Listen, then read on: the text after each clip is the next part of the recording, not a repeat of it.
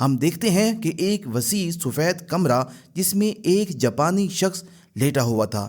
اچانک جب اس کی آنکھ کھلی تو خود کو اسے خالی کمرے میں دیکھ کر وہ کچھ سہم سا گیا۔ جب وہ دیوار کے قریب پہنچا تو اسے نظر آیا کہ دیوار سے کچھ باہر ابھرا ہوا ہے۔ ذرا جانچ کے بعد جب اس نے اس پر اسرار سی چیز کے کنارے کو دبایا تو اچانک دیوار سے ہزاروں بال پرندے برآمد ہونے لگے، مگر کچھ ہی دیر بعد وہ سب دوبارہ اندر چلے گئے، بس ان کے جسم کا ایک چھوٹا سا ٹکڑا باقی باہر رہ گیا۔ اب اس سے اندازہ ہوا کہ یہ عجیب دکھائی دینے والی چیز اصل میں کیا ہے۔ اس راز کو جاننے کے بعد وہ شخص اپنی انگلی سونگھنے لگا۔ اس نے زور سے پکارا کہ اگر کوئی قریب ہے آ کر مدد کرے، مگر جواب نہ ملنے پر وہ ایک کے بعد ایک مختلف بٹن دبانے لگا۔ کبھی ٹوتھ برش نکل آتا ہے تو کبھی ایک بڑا سا پھولوں کا گلدستہ۔ اس نے حساب لگایا کہ ہر بٹن دبانے پر کوئی مخصوص چیز برآمد ہوتی ہے۔ اپنی تھیوری آزمانے کے لیے اس نے ایک بٹن بار بار دبایا، وہاں پر چاپ سٹکس کا ڈھیر لگ گیا، لیکن اگلا بٹن دبانے پر ایک شاپنگ کارٹ تیزی سے باہر نکلا اور زور سے اس کے پاؤں پر لگا، جس سے وہ درد میں چیخنے لگا۔ اگلا بٹن دبانے پر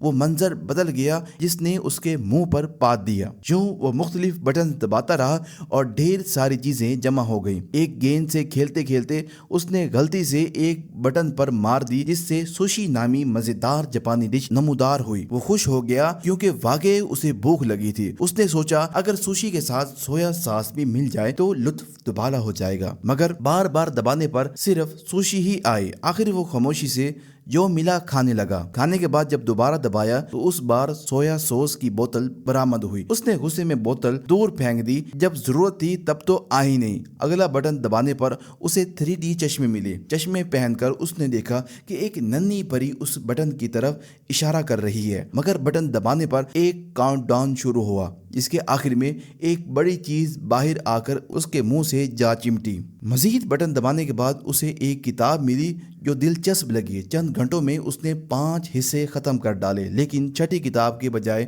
نمودار ہوئی۔ پریشان ہو کر دوسرا بٹن دبایا، مگر وہاں سے 8ویں اور 9ویں کتاب ہی نکلی۔ کتابوں کی کھوج میں ایک اور بٹن دبایا، اس کے پیچھے ایک دروازہ ابھرا۔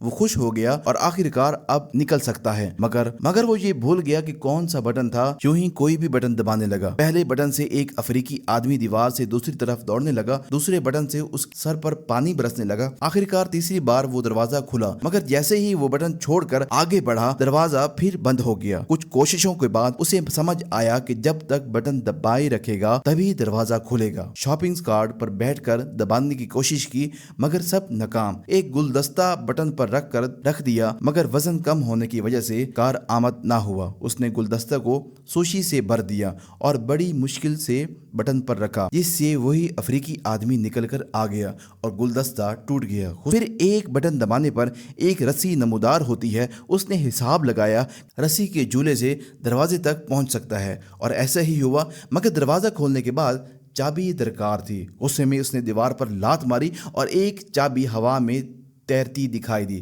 مگر یہ بھی بٹن چھوڑتے ہی غائب ہو جاتی۔ اس نے چابی کا بٹن ڈھونڈ کر اس پر سوشی رکھ دی اور کئی کوششوں کے بعد آخرکار چابی لے کر دروازے تک پہنچ گیا، لیکن اب ایک عددی لاگ بھی سامنے آیا تھا۔ پھر اس نے دیکھا کہ افریقی شخص کے سر پر 3 لکھا تھا۔ اس نے اس تالا کھولا اور دروازہ جام سا تھا، مگر بہت زور لگا کر کھولا۔ دیوار نیچے آ گئی اور وہیں بیٹھ کر رونے لگ گیا۔ اس دوران اسے یاد آیا کہ کمرے میں اس کے پاس کتنا کچھ تھا، مگر اس نے وقت پر ان کی قدر نہ کی۔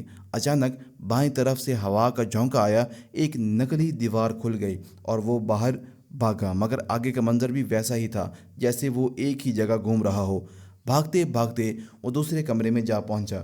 روشنی مدھم تھی، وہاں بھی دروازہ بند ہو گیا اور آواز آئی کہ یہ مرحلہ پریکٹس کہلاتا ہے۔ اس نے بٹن دبانے شروع کیے۔ کسی نے ایک گلوکار کے منہ سے آگ نکلنے لگی، کسی سے روسی جادوگر کا جادو ناکام ہو گیا، کسی سے چین کا آدمی اپنے کتوں پر بھونکنے لگا۔ اس نے دیکھا کہ اس کمرے میں چھت نہیں تھی، بلکہ اوپر سے روشنی آ رہی تھی جس میں فرشتے پرواز کر رہے تھے۔ اس بار اس نے بٹن دبانے کے بجائے پکڑ کر اوپر چڑھنا شروع کر دیا۔ ہر دباؤ کے ساتھ دنیا کے الگ الگ کونوں میں عجیب و عجیب و شاندار مناظر ہونے لگے۔ اوپر پہنچتے پہنچتے اس کی داڑھی اور بال بڑھ گئے اور اب اسے دیوار تھامنے کی ضرورت ہی نہ تھی۔ وہ بھی فرشتوں کی طرح فضا میں اڑنے لگا۔